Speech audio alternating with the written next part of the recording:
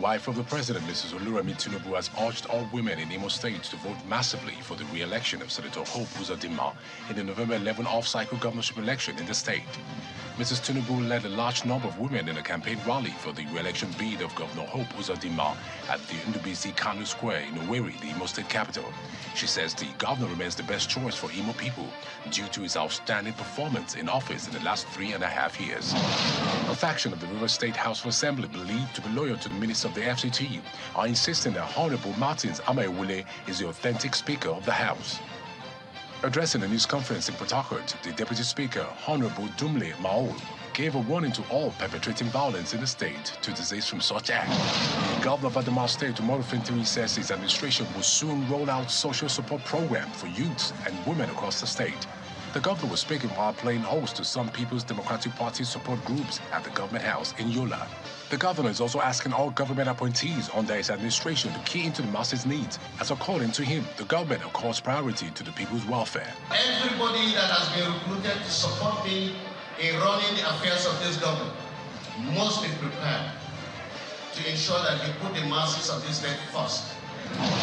The immediate past national chairman of the All Progressives Congress, APC, Abdullahi Adamu, alongside the former governor of Nasarawa State, Tanko Al-Makura, have visited Governor Abdullahi Sule in Lafia, the state capital. Speaking to journalists after the meeting, the two former governors debunked the insinuation that there was a rift between them and the governor, as they restated their commitment towards the unity of the party in the state.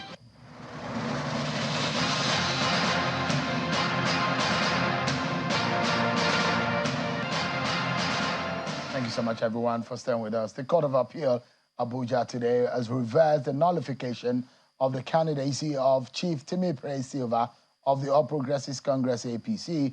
Justice Binta Zubairu, who delivered the lead judgment, held that Justice Donatus Okoro of the Federal High Court was wrong in ordering the sack of Sylva as a candidate of the APC in the November 11 governorship election in Bayelsa State. And these are the grounds upon which the appellate court thought that the trial court erred in having to assume jurisdiction in the matter on the grounds that the plaintiff and the Federal High Court lacked the necessary local standard and that he doesn't have a business, in simple terms, to initiate the suit in the first place. Having not participated in the primary election that produced Mr. Sylva as a flag bearer of the APC in the forthcoming election, the appellate court said the issue of jurisdiction is fundamental in an election matter, and since the lower court had no jurisdiction in the first place, all actions taken in the matter are declared nullity. Well, INEC has since removed Mr. Sylva's name from the ballot. For tonight, I have joining me Chief Timipre Sylva, the APC governorship candidate in Bayelsa State. Thank you so much indeed for joining us tonight. Thank you very much. I think congratulations might be in order for at least having that victory today, isn't it? How does it feel? It is. Well, I just feel relieved. I mean, because it was very confusing when that judgment came, but I feel very relieved today. I mean, you thought you've lost it all, isn't it? No, I was confused because, I mean, you know, the judiciary had said before, concerning me personally, I went to court challenging Governor Dixon at that time. Challenging the primaries of Governor Dixon at that time. And the Supreme Court held that I did not have locus because I did not participate in that primary. That is a classical case now that is being quoted in the judiciary today. For me to go, and then for somebody who did not participate in an election, to just somebody I hardly know even as a member of the party, to now come and then challenge my primaries, and for a court also to now hold that it was in order, it was a little bit confusing because I didn't think that a judge will do that. I mean, because it's the same judiciary. I mean, if the Supreme Court already said that before, concerning me personally, and then a judge was saying something different, it was a little bit confused. That's what confused me. Do you think anything went wrong? I cannot say. I cannot say, but it was really confusing. You don't think that based on the merits of it, the judge could have given its own the judgment based on how it says it? No. That was, look, like the appeal court said today, the issue of jurisdiction is very fundamental. The issue of local standard is very fundamental. If not, there will be chaos in the whole society. If I come and challenge actions of your wife, because, I mean, I'm just an interested party, that really won't work. I mean, you must have locus in the circumstance before you can take a matter to court. But somebody that didn't participate, somebody that is hardly known to be a member of the party, just comes and challenges a situation, and then, I mean, judgment is given to him. It was very confusing. But I think today, the judiciary has vindicated itself. The issue of local standard when it comes to electoral law and electoral matters seems to be slightly different from general common law, because that exactly, our laws have now said you have to be part of it. As part of the electoral process, you have to be part before you have the locus to be able to take, I mean, that being rested. I mean, it does look, when your name was removed, that this, like a fait accompli on one hand, you are not able to go to the poll, and your party might be missing the opportunity of having the opportunity to run in the race. And the last time around, Mr. David Lyon won the election, was going to be sworn in. Few hours before he's swearing in, he was removed from office, and a lot of people are wondering, is happening again, thunder striking in the same spot twice. Yeah, exactly. That was actually very disturbing. It was becoming something that we saw as a pattern. But this has rested that. The PDP is afraid of this election, very clearly. Why do you think so? Oh, because they have not done very well. And they know from even the campaigns, everybody can see very clearly.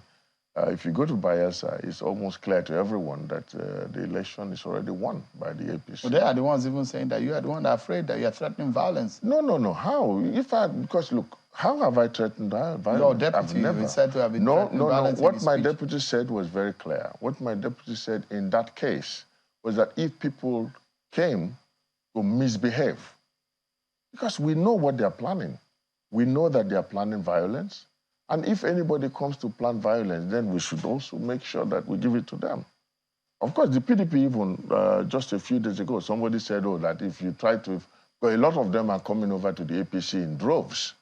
And one Stephen Diver, one of a senior PDP man, went to his community and said if people move from PDP to APC, they should be burnt.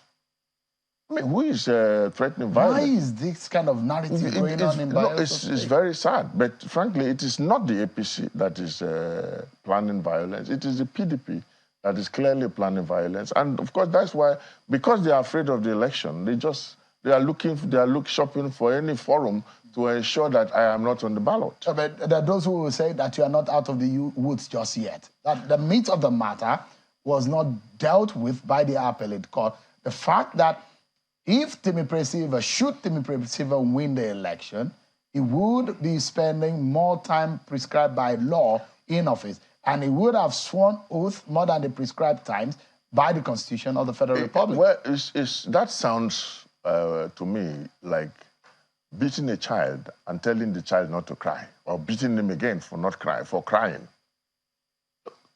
It was the courts. I had an election. It was the courts that declared my election null and void, and said that election, in fact, in that case, the court said the election did not hold. We should see it as if the election never held. And the court ordered a fresh election to be held. So we went back to the election. So the court actually was the one that made me to go for that election. And now you beat me with one hand, and then now I'm crying, and then you say, no, why are you crying? You don't think that you have sworn an oath? No. That oath, as far as the law is concerned, has been nullified, because the court nullified the election and asked for a fresh election. And I went back, and in that case, if the Supreme Court held, even in my case, in the case of the 5 governors, that in fact I was not supposed to have taken another oath anymore, because that oath, then the Supreme Court declared the second oath superfluous. Because that means that they believe that you have taken one. Exactly, I've taken one, and that the next vote was not necessary. And the same thing applies. I mean, why are Bayelsa people locked in these drama? And look at it this way, sir. There is also a moral issue. 5 governors were involved in the situation. 5 governors. It was not me alone. Murtala Nyako of Adamawa, Wamako of Sokoto, and 5 governors. All four of them came back and did a second term. 4 governors out of 5. Why is mine different? That is the moral issue. Now, there is also the issue of Yobe State, where the deputy died. The governor spent the outstanding time of the tenure, ran for election, served the first tenure and a second tenure. Yobe State. So why is mine different? So you don't think anything is wrong if should he be elected and you would have spent about 9 years in office? It is seen in law, as far as I'm concerned, as if whatever I spent that time, it was, they said, the Supreme Court held then, the issue of the de jure and de facto was also discussed in the Supreme Court. They said whatever action that was taken after the election that was nullified, I was only there as a de facto governor, not a de jure governor. Yeah. So as far as they are concerned, I was not a governor then. The Supreme Court held that already. So I was only a de facto governor, not a de jure governor. So if I'm coming, but of course this is for the courts to decide. So, but I don't want to go into all the legalities. So are you worried that anybody could come up again before this election to say, well, the appellate court did not deal in the meat of the matter, did not deal in the facts of the matter? I'm also expecting, because former President Goodluck Jonathan was also caught up in that kind of web legally. They say, look, you have spent a number of time in office. If you're elected, you would have spent more than the 8 years that is envisaged by the Constitution. Yeah, of course, we expect that this is going to end up at the Supreme Court. So, of course, a decision will be taken, and I don't see the decision. You don't think it's going to affect your chances at the post, too? No, definitely. In terms of how the people say it, will Bayelsa people not say that voting Sylva might be a wasted effort? Come on, no. What are you telling your voters? Already somebody took it to court, and the lower court already decided it. There were 2 cases, one by someone who participated in the primaries, a second one by someone who did not participate in the primaries. The one that was filed by the one that took part in the primary was decided on the merits, and the issue of whether I was qualified to contest has already been decided at the lower court in that case. So in this sense now, there are, I mean, your name comes up even in the law of evidence when you talk about electronic evidence and computer-based. It's one of the locus classicals of that case, whether or not how you can bring it up. And it was a China's television tape actually that was, I mean, this is captured when the Evidence Act is being worked upon. So, but the question is that, so you are not new to court processes, court cases, and all of that. But what are you telling the voters in Bayelsa State? Those who will be asking the question, you've been a governor before, you've been a minister. What are you going back to look for in the government house this time around? Well, I'm bringing experience back. I've been a governor. I've been a minister. That's really why I should be going back now as governor, because I'm bringing experience that none of them have. But, in other words, let me also say this. Look, I was governor. I left as governor. And frankly, at some point, I never thought I'll go back as governor anymore. But if you go to Bayelsa State, then you will know exactly why I must come back, because the place is in a mess.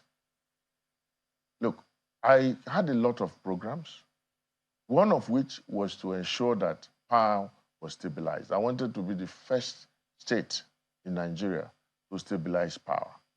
And I was on course. I had the turbines, the gas turbines in the country. One had been installed, 2 were to be installed. Now, I left as governor. So I don't know if you realize, and you should ask this question. Those turbines, I heard, were sold. By who? By the government that took over from me. And I keep asking the question. Did they sell the turbines because they feel Bayelsas don't need the turbines? Why were the turbines sold? Why is the state still in this situation of no power? Now, I built a library in Yenagoa.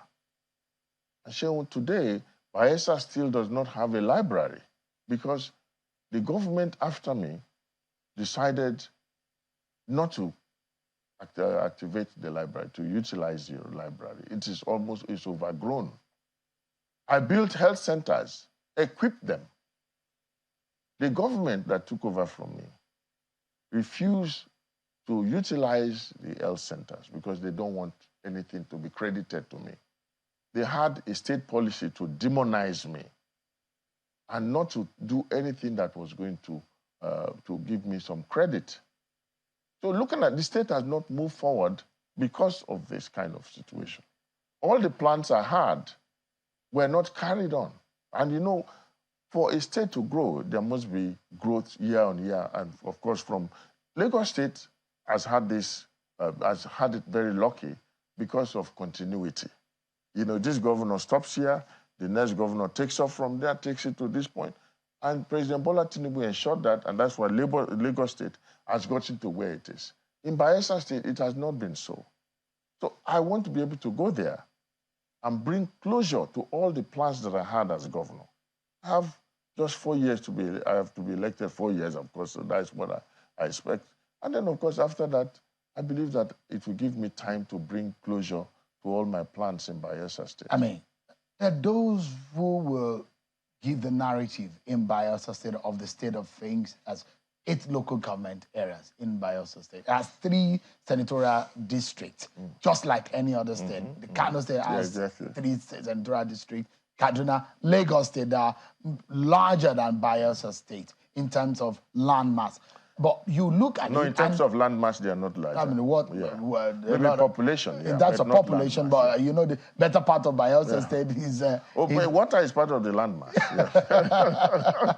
So, but the question here is the livelihoods of the people of Bayelsa State and the kind of money as an oil-producing state that has gone into that state is not evident. And those who get there have blamed those of you who have ruled that state, have governed that state in the past.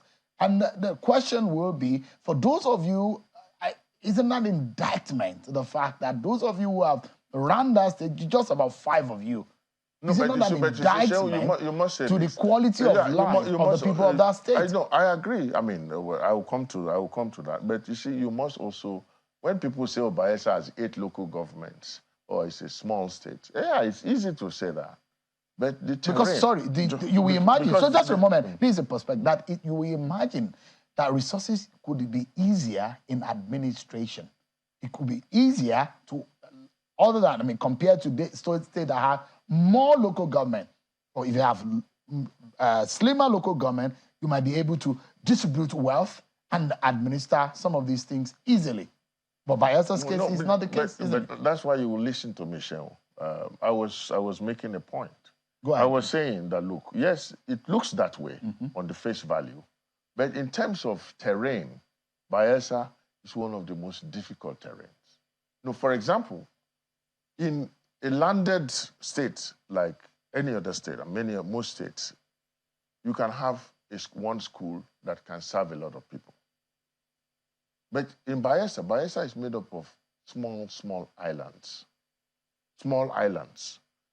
In fact, to travel within a local government, you can travel by boat at least 2 hours by a fast boat to get from one community to another community, and you are still within one local government, and you are in a boat.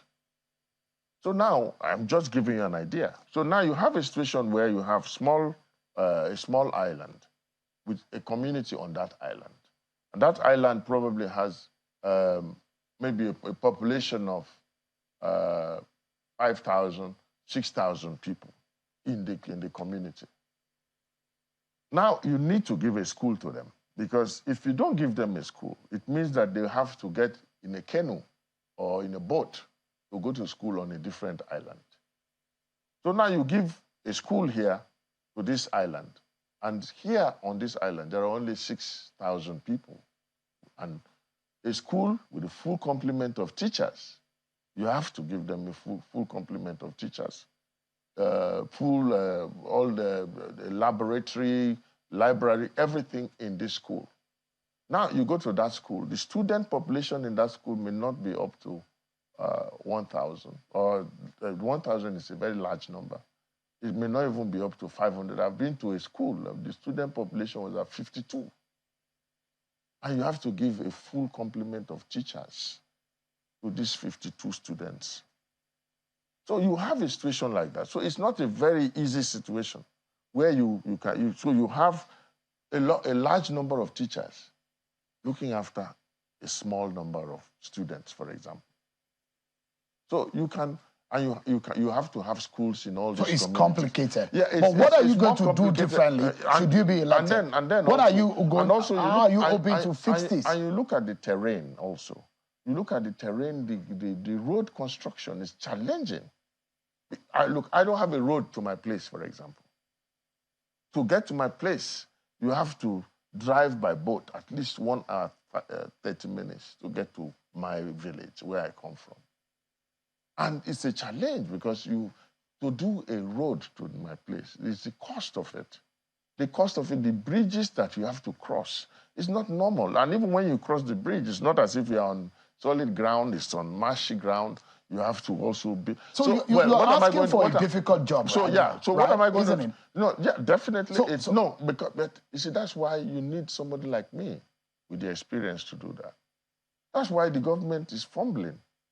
Because, look, you know, in governance, you need to have a learning curve. I've got that learning curve. And I've also gotten the exposure because of the other positions that I've held.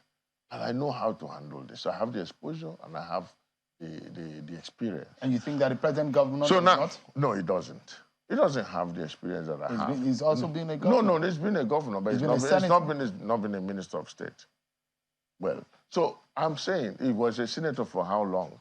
Well, I don't want to go into all those details, but the fact is that I had a clear plan. I had a very clear plan, which I believe will be able to mitigate against some of these problems that we have. For example, schools. How do we do it? How do we have this large number of schools? And how do we take care of all this? And how do we produce results? Because the important thing is to get your people properly educated. If you go around to schools now, the schools are probably too many. I don't know why. But the schools are in a very bad way. And also, if you look at I mean, you know by now that I've covered elections severally in Bayelsa State, and I've also traveled on the water several hours covering election in those, and you see abject poverty. Yeah. Simple sanitary infrastructure are not there. People use the water for almost everything they do, and you wonder, what would you be telling the people of Bayelsa State for example, that Timipre Sylva being on the ballot, this is at the specifics. Can you give us three that will better their lives tonight? No. I have. That's why I have a very clear agenda. My agenda is out there. It's the high gaps agenda. The governor, I challenge him. Let him also bring his agenda. He doesn't have. Look, I have a 6-point agenda because I have looked at the problem. You call them the high agenda. High gaps agenda. Now, the governor doesn't have this. And I have looked at the problem in Bayelsa over the period, and I've seen that the solution would be to implement this agenda. The agenda, high gaps, the H stands for human capital development. That involves education. We have to educate our people because that is the first thing that we must do, educate and develop them. I believe that the human person must be seen as a resource that must be developed. How do you do this? No. Educating them is a way of developing them. How do you do it? Giving Because them you skills, have said that... Giving them skills. In what manner? Is there anything special that you are doing? Are there special kind of education you are bringing? Or it's just a normal kind of education on schools that you're talking about? Let me tell you how I'm going to achieve that. Look, today, as I told you, you have small schools everywhere. And there is a problem because most of these students, I mean, you can get the statistics. What is our success rate in WAEC, for example? That must be available to you. If you have a situation where you have these small schools, the small schools are not being looked after properly because they are probably too much for the government to look after. What would you do about that? So now, you will listen to me, Shehu. Yeah. So now, because the schools are not being looked after, we have a problem. The problem is that there is a lot of people who do not make it at WAEC because the facilities that would help them to make it during the exam are not just available in the schools. So now you have a dropout population, a growing dropout population. And I call them the stranded population. They come out of school, they don't pass, and then they need 5 credits to get to the next level of education.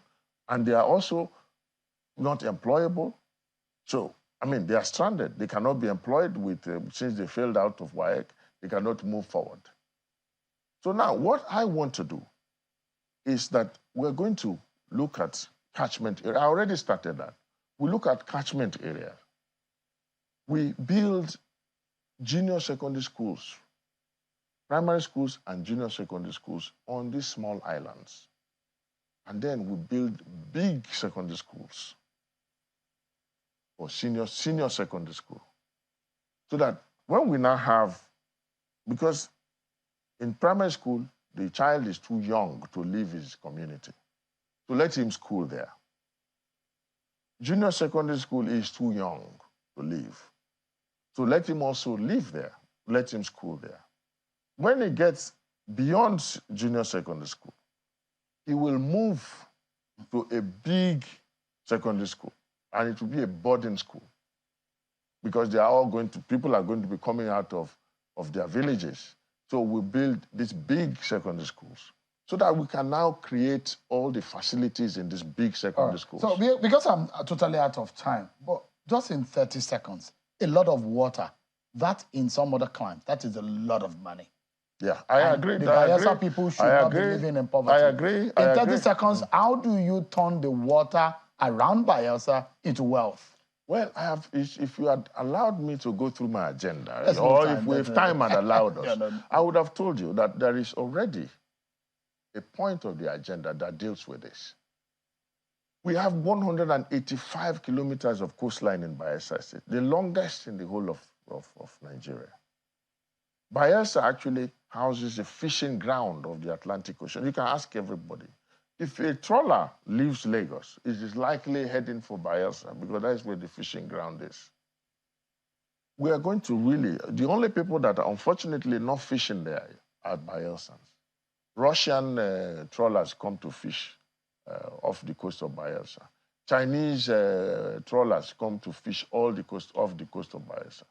So what we want to do is actually to build that economy. We're going to really go into trawling, and we want to be the biggest fish producer in Nigeria. And then we will also turn the swamps that we have into rice paddies, because rice also grows better in swamps. So we will also concentrate on production of rice, production of fish. We're going to be the biggest. Should you win the election, we'll hold you on to some of these plans. I will win the election, not should I. You seem so confident. They say that you are using the federal mites to do that, isn't it? That is what is being said on the ground. But we're totally out of time. Thank you so much, Chief Timipre Sylva, APC governorship candidate in Bayelsa State, and I wish you the very best in the race. Congratulations again on your victory today. Thank you so much indeed. We'll take a break, everyone, but when we return, Natasha Akpoti who won today in the Kogi Central Senatorial District appeal case, will be joining me next on the program. Stay with me, everyone. We'll be right back.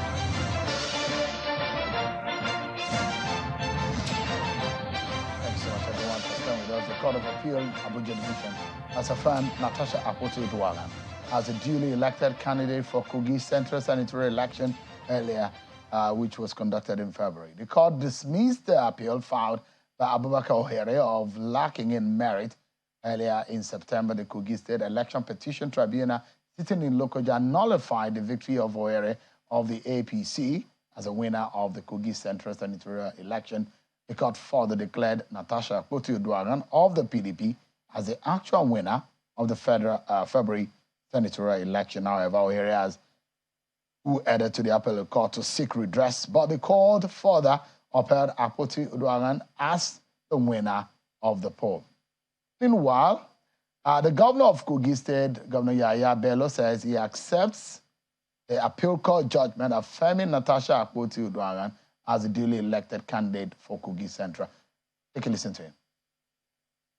I accept the decision of the appeal court, and I use this opportunity to congratulate my sister, Barrister Natasha Akpoti, as the senator of the Kogi Central Senatorial District. Let me also use this opportunity to congratulate everybody that have participated so far in this democratic process. This is the beauty of democracy. I use this opportunity again to call on everybody from Kogi Central to please accept this decision, work hand in hand with all the elected members of both national and state House of Assembly, and let us drive the cause of development of our senatorial district, our state, and the nation at large. Governor Yahaya Bello earlier today at the presidential villa. Well, of course, in the camp of Natasha Akpoti, right there in his senatorial district, seems to be some jubilation and a lot of people who are already celebrating the victory of their own. All right, then. Let's speak with the winner of that case, which the appeal court ruled on today. I'm being joined by Senator-elect Natasha Akpoti, who joins us live here in our Abuja studio. Thank you so much indeed, and congratulations for your victory. Good evening, Seun. Twice lucky now, isn't it? You say so? Yes, it is. You won at the trial court, lucky. now you're winning at the appellate court. Yes. Good evening, Nigerians. Thanks for having me, Seun. Yeah, up until I was declared the winner, I still wasn't absolutely sure that I was going to have the appellate court grant me victory. Because, I mean, this is Nigeria. Anything can happen. And I pretty much wish you had not played the governor's message right here, because I'm just getting to watch it now. It just brought a ray of emotions. He said this is politics, this is the beauty. This is not the beauty of politics. You don't endanger people. You don't set out to kill people. You don't destroy properties. You don't frustrate the electoral processes just because you want your candidate to win, and call it the beauty of democracy. That's not it. Allegation of something the governor wanted to kill. I mean, everybody in Nigeria. Evidence to that. I had guns. I had his henchmen shoot at my vehicle. I have video evidence of that. Oh, and you are sure? I'm telling you, it was the immediate past. They were adorned in APC shirts, and one of them was Amoka. He was actually the returning officer for OK local government. He led a group of 10 men to shoot at me. I have the videos capturing that. Why that is it. So, apart from that, the governor actually cut roads. Yeah. Jean, please let me speak. Go ahead, please. The governor, a day to elections, he dug gullies, cutting 5 roads. That was just to prevent elections from taking place. I'm probably endangering my life. This was a day to elections. Thank God we had the payloader, and I went all night. We had to cover the gullies so the election can take place. I don't think we're here today to speak about what happened and what transpired. We're going to have more time when we're forging ways to advance democracy and sanitize the electoral space. But I'll say this today. I'm pretty much in a mourning mood because 2 days ago we lost His Royal Majesty, the Ohinoyi of Iberia land. He was like a father to me. I've known him pretty much all my life. And I wish he was alive to witness this day because he was a pillar.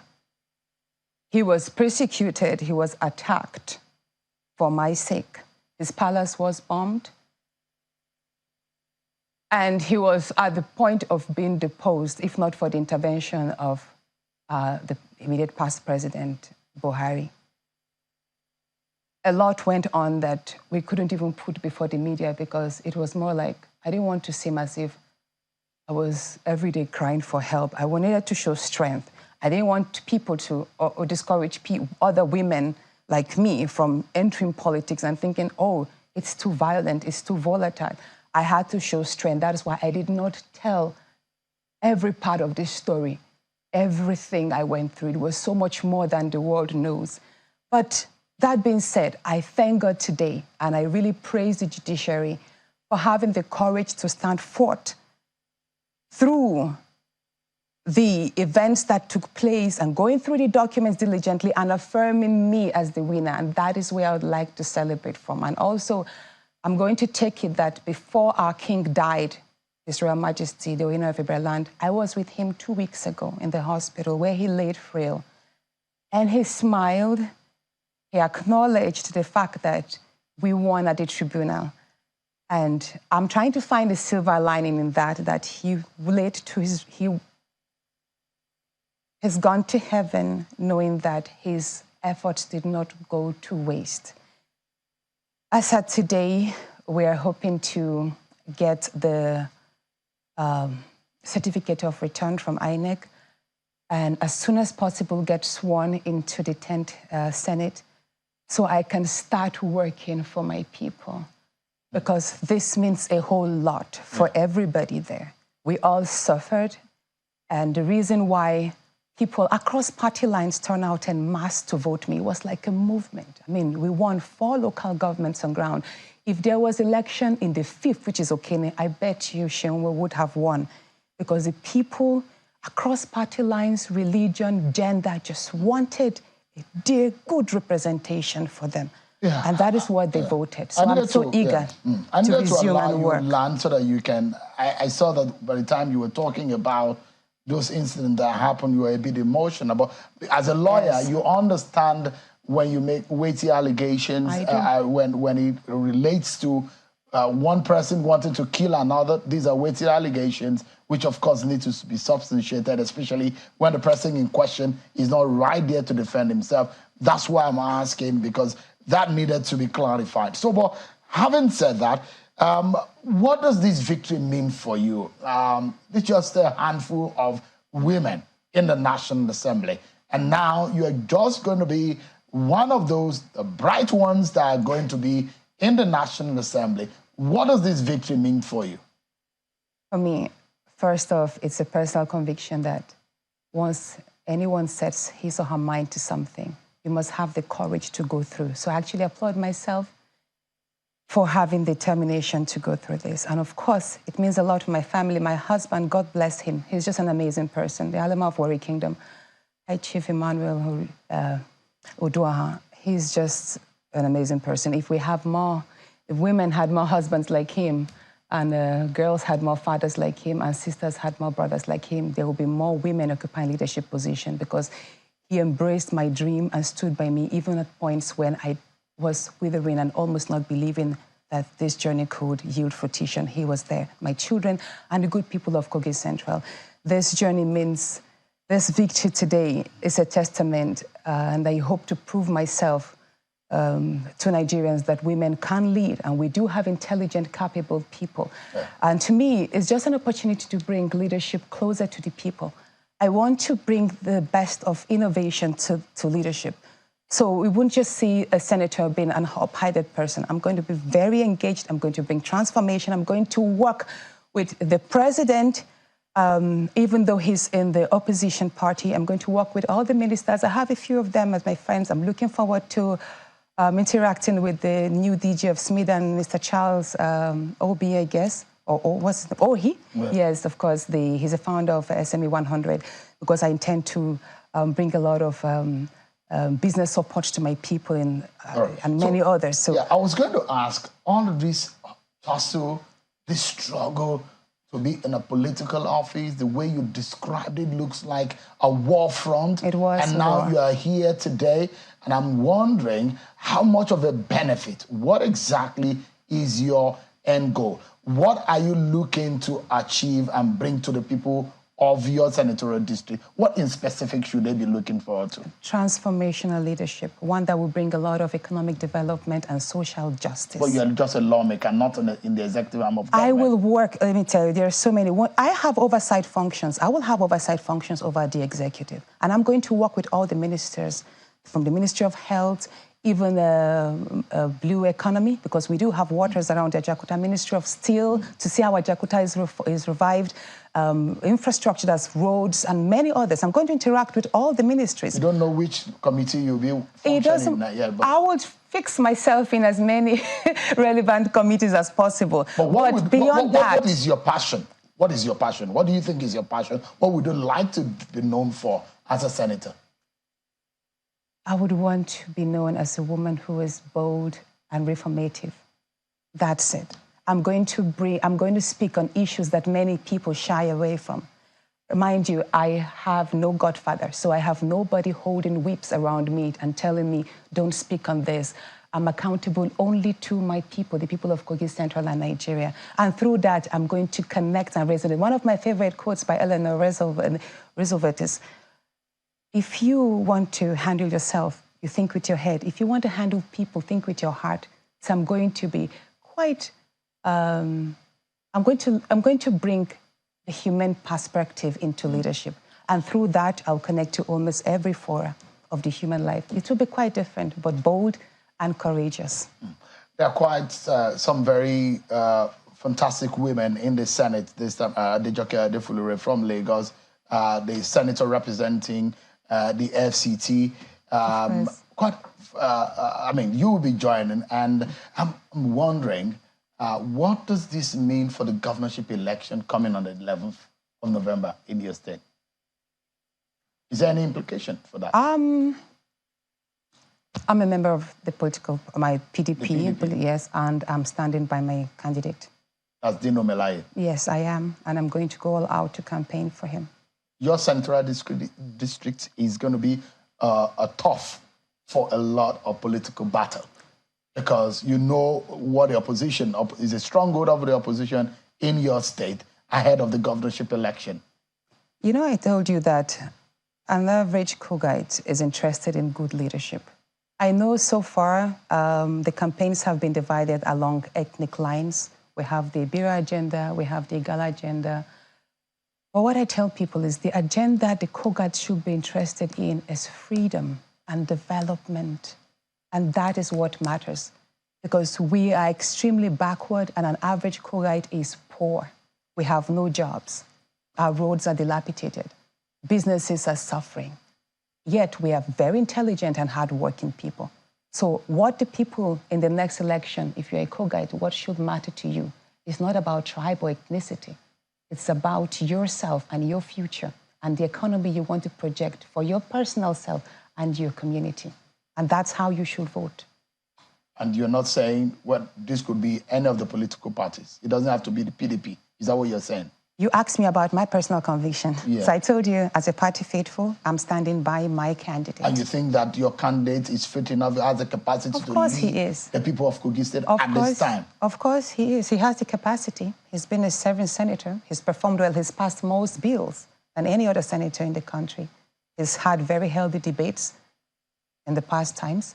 And I believe he can also lead the people of Kogi Central. More importantly, I'm all about balance. Now, the district that my candidate comes from, Senator Dino Melaye, is Kogi West, and they have never produced a governor. They have never. You think they are deserving in that district? They are deserving for balance, for equity, for fairness and justice. But do they have the numbers? Because politics is about the numbers. Of course. The West, they have the numbers. They're more populated than Central. They are. the largest district is East, and then we have the West, and then Central. But then, mind you, Senator Dino Melaye's deputy is a woman. And that means if we vote the duo in, then we are going to have the first female deputy governor. And that's some representation. That's half the voters, even more than half the voters in our elections are women. I have to stand by my gender. I want a role model for my daughter and for other girls around there. So now I know most of the calls I've gotten, I've seen many messages of people, young girls saying, Natasha, you are our hero. So I want our women to also have a hero in the deputy governor. We want Amazons right there in the National Assembly, in leadership offices. We want bold voices and audacious people. Yes. But then the question here is, Natasha Akpoti going into the Senate, how much of an inspiration do you think this is for, especially for a lot of women, young ladies and young girls out there who are aspiring to be in political offices, but culturally speaking, there is these tendencies to say, to leave them behind or to scare them away. But the question is, you've gone through, this is not your first time of running for an election. You've wanted to be a governor. Yeah, even the Senate, I contested the Senate under the SDP. And I won that, but I was rigged again. So it was also a movement. If you are to do something based on your experience in running for election and the fact that you've not had it up until now, what would you like to reform or change when the vote on electoral reform is raised on the floor? You started by asking me, what does it mean to women I'd like to inspire, and how it's going to transform into shaping a healthy electoral space. Personally, I'm going to set up leadership classes that will probably run as seminars and have to mentor a lot of young people, not just ladies, but young men, everyone who is interested and they know they have the X factor to lead and represent their spaces. Mind you, before I got into politics, I'm a lawyer as well, and I have an MBA in oil and gas management, so I am actually a technocrat.